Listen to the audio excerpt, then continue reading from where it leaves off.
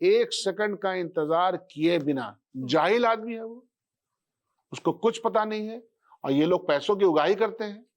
बच्चों की मेहनत, माँ बाप की मेहनत, तो मालूम होता है कि 70% से ज्यादा जो क्वेश्चन पेपर वो लीक हो चुके हैं और एग्जामिनेशन की जिम्मेदारी जिन लोगों के हाथों में है वो खिलौना बने हुए हैं माफियाओं के। इतनी बड़ी आवाम और बच्चों के भविष्य को अधर में लाने की जिम्मेदारी सिर्फ और सिर्फ भारत सरकार और बिहार सरकार। अच्छा, तो क्या लगता है धर्मेंद्र प्रधान को अपने बाल बच्चा को पढ़ाना होगा तो दुनिया के मुख्तलिफ जगहों पे फीस देकर पढ़ा देंगे, बड़ी लंबी चौड़ी फीस देकर पढ़ा देंगे, इंग्लैंड अमेरिका लंदन में पढ़ा देंगे। गरीबों की तो सरकार ही नहीं है ये। आदाब, नमस्कार। आप देख रहे हैं मंथन टुडे। मैं हूं आपके साथ उज़मा। 23 लाख छात्रों के भविष्य के साथ खिलवाड़ हुआ है। हम बात कर रहे हैं नीट पेपर मामले को लेकर के। इसके पीछे जिम्मेदार कौन है, इस पर आज हम चर्चा करेंगे। चर्चा करने के लिए हमारे साथ हैं बिहार कांग्रेस विधायक दल के पूर्व नेता डॉक्टर शकील अहमद खान। बहुत बहुत स्वागत है सर आपका। शुक्रिया आपका। सबसे पहला सवाल यही है कि ये जो पेपर लीक हुआ है, इस पर आप क्या कहेंगे? सरकार अपनी जिम्मेदारी से बच नहीं सकती। सरकार ऊल जलूल हाथों में है। सरकार नॉन कॉम्पिटेंट लोगों के हाथों में है। सरकार बैड गवर्नेंस की प्रकाष्ठा जो लोग रखते आए हैं उनके हाथों में है और एग्जामिनेशन की जिम्मेदारी जिन लोगों के हाथों में है वो खिलौना बने हुए हैं माफियाओं के। और इन माफियाओं की वजह से इतने, सिर्फ इसमें 23 लाख स्टूडेंट नहीं है, 23 लाख गार्जियंस हैं और करोड़ों अरबों रुपया कोचिंग इंस्टीट्यूट को दिया जाता है। 2-2 साल 3-3 साल की मेहनत होती है, बच्चों की मेहनत, माँ बाप की मेहनत, कोचिंग इंस्टीट्यूट की भी मेहनत, और उसके बाद जब एग्जामिनेशन हो जाता है तो मालूम होता है कि 70% से ज्यादा जो क्वेश्चन पेपर वो लीक हो चुके हैं। ऐसे में जो लोग जेन्युइनली वहां नंबर लाके, जिनका नंबर आ चुका होगा मेडिकल में जाने का, इंजीनियरिंग में जाने का, उनका क्या कसूर था? और सिर्फ ये पहली बात घटना नहीं है, ये घटना पहले भी हो चुकी है, बार बार हो चुकी है, एजिटेशन हो चुका है और इसको ठीक किया जाएगा, इसका आश्वासन भी दिया जा चुका है। तो यह इतनी बड़ी आवाम और बच्चों के भविष्य को अधर में लाने की जिम्मेदारी सिर्फ और सिर्फ भारत सरकार और बिहार सरकार। अच्छा, तो क्या लगता है आपको कि धर्मेंद्र प्रधान को इस्तीफा देना चाहिए, शिक्षा मंत्री को? तुरंत, एक सेकंड का इंतजार किए बिना, जाहिल आदमी है वो, उसको कुछ पता नहीं है और ये लोग पैसों की उगाही करते हैं, मुख्तलिफ जगहों से पैसा आता होगा इनको।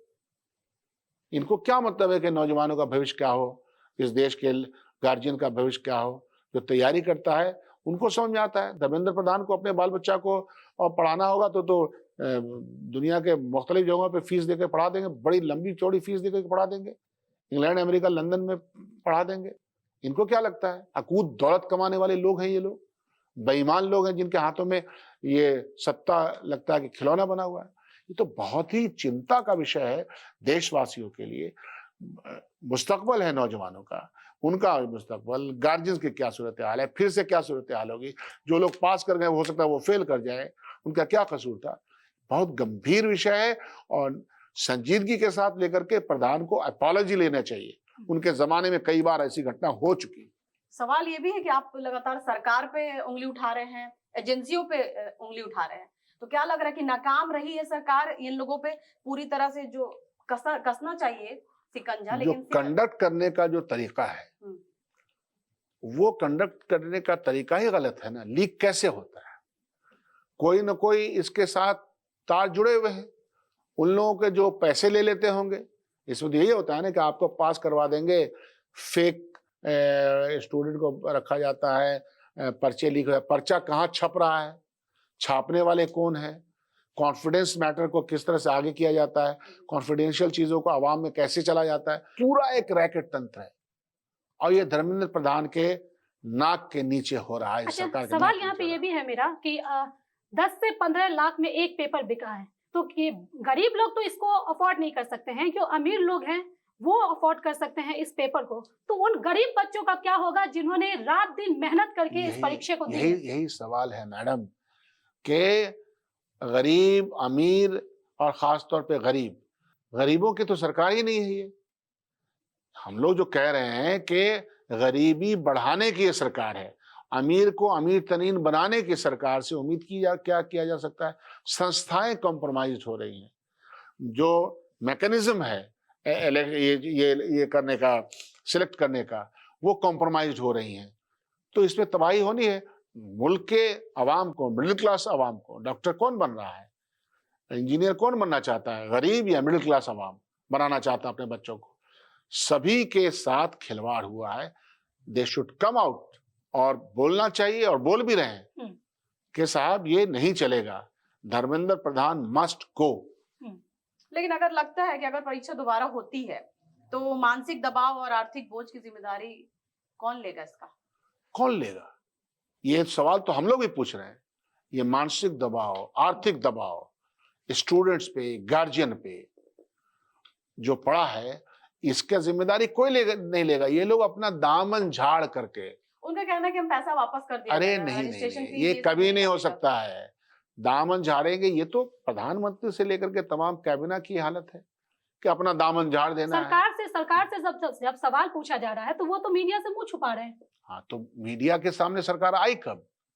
यह सरकार मीडिया के सामने तो इंटरव्यू अपना ऑर्गेनाइज करवाती है कि आम कैसे चूसा जाता है प्रधानमंत्री जी। ये तो वो सरकार है। और मीडिया मैनेजमेंट करने में 5 से 6 हजार करोड़ रुपया खर्च किए गए हैं पिछले 10 सालों में, अगर देखा जाए तो। ये भी मैनेज हो जाएगा, लेकिन कब तक ये मैनेज चलेगा? ये इंतहा हो चुकी है, बैड गवर्नेंस की इंतहा हो चुकी है, कॉम्प्रोमाइज की इंतहा हो चुकी है। इंस्टीट्यूशंस को कॉम्प्रोमाइज करने के उनके काबिने के मिनिस्टर आफ्टर मिनिस्टर बेईमानी के कटघरे में खड़े हैं। अब बेईमानी का कह रहे हैं कि लगातार सरकार पे इतना उंगली उठा रहे हैं। सवाल ये है कि बीजेपी ने ही तो एनटीए बनाई है। जब कांग्रेस जब थी तो वो एनटीए सब था नहीं, लेकिन 5000 मुस्लिम डॉक्टरों को भी उन्हीं ने बनाया है, बीजेपी ने ही बनाया। देखो, ऐसा है कि मुसलमान बना, हिंदू बना, क्रिश्चियन बना, सवाल वो नहीं है। Number of private institutions medical के पिछले 15 सालों में प्राइवेट लोगों ने अपना पैसा लगाया, अपनी जमीनें लगाई, और नंबर ऑफ सरकारी मेडिकल्स भी स्टेट वाइज भी बढ़े, तो आपका इंटेक कैपेसिटी भी बढ़ा है। प्लस कम्युनिटी के बीच में भी इन कंपटीशन में मेहनत करके जाने की ललक और ललक बढ़ी है। वो इंस्पायर्ड हुए, कोचिंग इंस्टीट्यूट के माध्यम से हो या जिस माध्यम से भी वो तैयारी करते हैं। अफसोस इस बात का है कि 22 लाख, 23 लाख, 40 लाख स्टूडेंट्स की तैयारी होती है, सीट तो अभी भी 1-1.25 लाख है। नीट के माध्यम से एडमिशन होने वाले मुख्तलिफ इंस्टीट्यूशन में दाखिले, सरकार में भी दाखिले उसका 50% ही होता है, तो अल्टीमेटली पैसा प्राइवेट इंस्टीट्यूशन को देना ही पड़ता है। तो नंबर ऑफ सरकारी मेडिकल स्टूडेंट्स का वो बढ़ना चाहिए, और उसमें मतलब मुसलमान अगर 5000 हो जाए, 500 हो जाए, तो ये सब्जेक्ट उल्लास का नहीं बनना चाहिए, और ज्यादा होना चाहिए। मैं बता रहा हूँ कांग्रेस के टाइम में नहीं रहा, कांग्रेस के टाइम में मुस्लिम डॉक्टर कम रहे, और अभी आप देखिए कि बीजेपी की सरकार आने के बाद मुसलमानों पे भी ध्यान दिया जा रहा है। ये कोई भारतीय जनता पार्टी की वजह से नहीं हुआ, कम्युनिटी के अंदर एक अवेयरनेस हुआ है। कम्युनिटी कंपटीशन को कैसे पास करे, नंबर ऑफ इंस्टीट्यूशन बढ़े हैं, कोचिंग इंस्टीट्यूट स्पेशल कराया जा रहा है, कम्युनिटी ने इनिशिएटिव लिया है। इन तमाम बुनियादों की बुनियाद पर ये सीटें बढ़ी हैं। सिर्फ हमारे थोड़े बढ़े हैं, और लोगों के भी बढ़े हैं, सिर्फ मुसलमानों के थोड़े बढ़े हैं।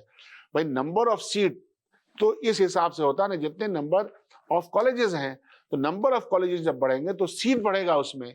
तो पिछले 15 सालों में इनटेक कैपेसिटी भी कॉलेजेस की बढ़ी है, तो नंबर इधर भी बढ़े, और इधर स्पेशल कोचिंग करके मुस्लिम नौजवानों ने, बच्चों ने बेइंतहा मेहनत करके इस कंपटीशन को अचीव करने की कोशिश की है। इसमें कोई कांग्रेस और कोई भाजपा का सवाल नहीं है। कांग्रेस और भाजपा का सवाल ये भी है, कैसे नहीं है इसलिए क्योंकि जितने हॉस्पिटल्स हुआ करते थे गवर्नमेंट हॉस्पिटल, उसमें क्या था कि पहले था कि 3-4 कोटा रहता था कि ठीक है सेलेक्ट करके चलो उसको बना दिया जाएगा, लेकिन अब बीजेपी ने उसे खत्म कर दिया गया। अब तो कोई भी बन सकता है कि पूरे हिंदुस्तान में ऐसा 50 कोटा होगा, 50 स्टूडेंट का होगा, 100 स्टूडेंट मान भी लिया कि ये होगा, लेकिन ये वो पैमाना थोड़ा है कि उसकी वजह से बढ़ गए या घट गए।